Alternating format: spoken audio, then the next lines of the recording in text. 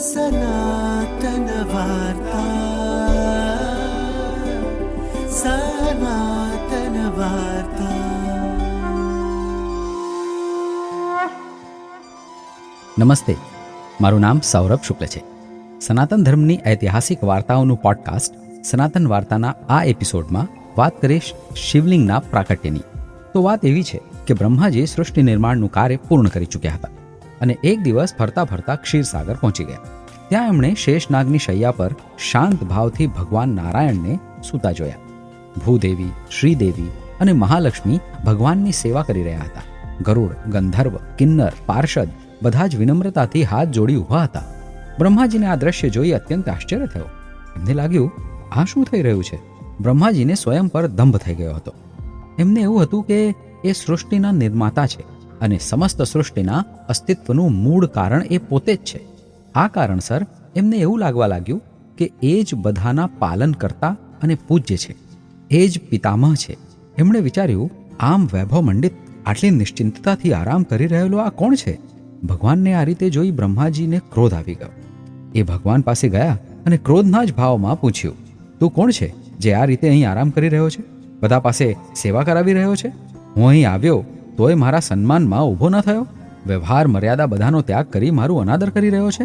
ઊભો થા, જો હું આવ્યો છું, તારો સ્વામી, તારો પિતા. બ્રહ્માજીનો દંભ ચરમ પર હતો. એટલો બધો દંભ કે સ્વયં ભગવાનને પણ ઓળખી નતા રહ્યા અને અપમાન કરી બેઠા.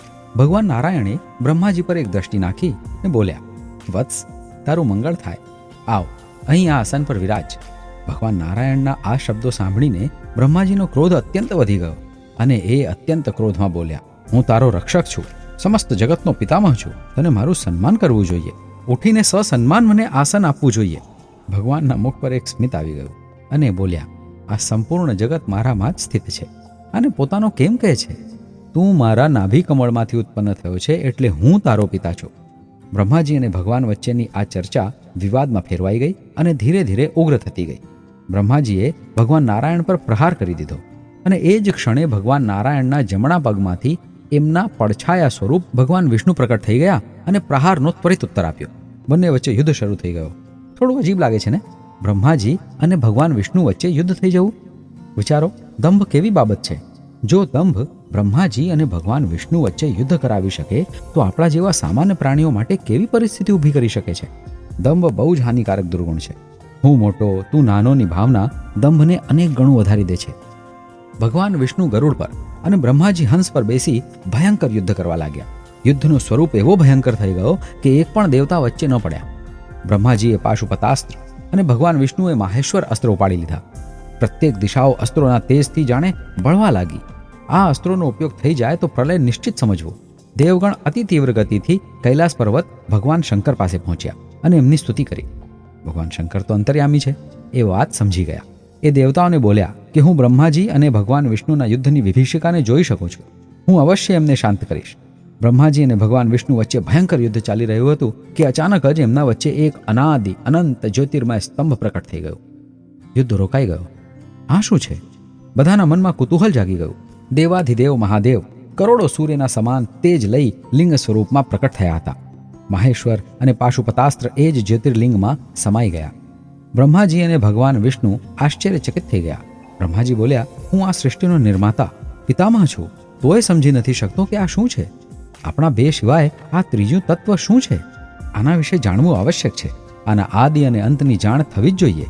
બ્રહ્માજી ભગવાન વિષ્ણુથી બોલ્યા, આપણા બેમાંથી જે પણ આના આદિ અંત વિશે જાણી લાવશે એ જ શ્રેષ્ઠ માનવામાં આવશે. બ્રહ્માજી હંસ ઉપર બેસી ઉપર બાજુ જતા રહ્યા અને ભગવાન વારાહ રૂપ ધારણ કરી નીચેની બાજુ જતા રહ્યા. ભગવાન વિષ્ણુ પાતાળ સુધી પહોંચી ગયા પણ કંઈ જ ખબર નહોતી પડી રહી. બીજી બાજુ બ્રહ્માજી હંસ પર બેસી ઉડતા ઉડતા જાણે ક્યાં પહોંચી ગયા હતા પણ કોઈ જ ખબર ન પડી. વધુ ઉપર ગયા ત્યાં એમને કેતકીનું પુષ્પ મળ્યું. બ્રહ્માજીએ એ પુષ્પને પૂછ્યું, તું ક્યાંથી આવી રહ્યો છે? પુષ્પ બોલ્યું, હું આ સ્તંભના મધ્ય ક્ષેત્રથી પડ્યો છું. બ્રહ્માજી ગભરાઈ ગયા. હજી આ સ્તંભના મધ્ય સુધી પણ નથી પહોંચ્યો તો આનો અંત ક્યાં હશે? એ પુષ્પને બોલ્યા, હું આ સૃષ્ટિનો નિર્માતા છું, તારો પિતામહ છું, તું સાક્ષી બનજે કે મેં આ સ્તંભના અંતની જાણ કરી લીધી છે. ચાલ મારી સાથે. ભગવાન વિષ્ણુ મૂળની તપાસ નહોતા કરી શક્યા અને પાછા આવી ચૂક્યા હતા. બ્રહ્માજી પણ કેતકીના પુષ્પને લઈ પાછા આવી ગયા અને અસત્ય બોલ્યા. ભગવાન વિષ્ણુ સત્ય બોલ્યા કે એમને જાણ ન થઈ શકી, એટલે ભગવાન વિષ્ણુ બ્રહ્માજીનું પૂજન કરવા આગળ વધ્યા. એ જ સમયે જ્યોતિર્લિંગ સ્તંભમાંથી ભગવાન શંકર પ્રકટ થઈ ગયા. ભગવાન શંકરે પોતાના ભવાનો એક વાળ કાઢી પૃથ્વી પર ફેંક્યો અને ભૈરવ પ્રકટ થયા. ભગવાન શંકરની આજ્ઞાથી ભૈરવજીએ બ્રહ્માજીના જે મુખે અસત્ય બોલ્યું હતું એને કાપી નાખ્યો. બીજા મુખને કાપવા આગળ વધ્યા ત્યારે જ ભગવાન વિષ્ણુએ પ્રાર્થના કરી કે જે મુખે અસત્ય ભાષણ કર્યું હતું એ કપાઈ ગયું. અન્ય કોઈ મુખ અસત્ય નથી બોલ્યું, એટલે ક્ષમા કરી દો. બ્રહ્માજી ચતુર્મુખ થઈ ગયા. ભગવાન શંકરે બ્રહ્માજીને શ્રાપ આપ્યો કે તારી કોઈ પણ જગ્યાએ પૂજા નહીં થાય, કેમ કે તું જુઠ્ઠું બોલ્યો. તારી પૂજા માત્ર યજ્ઞ કર્મ અને પુષ્કરમાં જ થશે. ભગવાન શંકરે કેતકીના પુષ્પને પણ શ્રાપ આપ્યો. કોઈ પણ દેવતાની પૂજામાં તું નહીં હોય અને તને મસ્તક પર પણ નહીં ચઢાવાય. તમે જોયું હશે, કેતકીના પુષ્પનો ઉપયોગ કોઈ પણ પૂજા વિધિમાં નથી થતો. ભગવાન વિષ્ણુ અને બ્રહ્માજીએ એ જ્યોતિર્લિંગની પૂજા અર્ચના કરી અને ત્યારથી જ શિવલિંગના પૂજનનો પ્રારંભ થયો. ભગવાન વિષ્ણુ અને બ્રહ્માજી ભગવાન શંકરથી બોલ્યા કે જ્યારે અમે બંને તમારા આદિ અને અંતને ન સમજી શક્યા તો માનવ જાતિ માટે આ કઈ રીતે શક્ય બનશે કે એ શિવલિંગને સમજે અને પૂજન કરે. ભગવાન શંકરે દ્વાદશ જ્યોતિર્લિંગની અવધારણા વિશે સમજાવ્યું. સનાતન ધર્મનો આ એપિસોડ કેન્દ્રિત હતો શિવલિંગના પ્રાગટ્ય પર. નેક્સ્ટ એપિસોડથી દ્વાદશ જ્યોતિર્લિંગની વાર્તા સંભળાવીશ. મારું નામ સૌરભ શુક્લ છે. જયરામજી કી. સનાતન વાર્તા.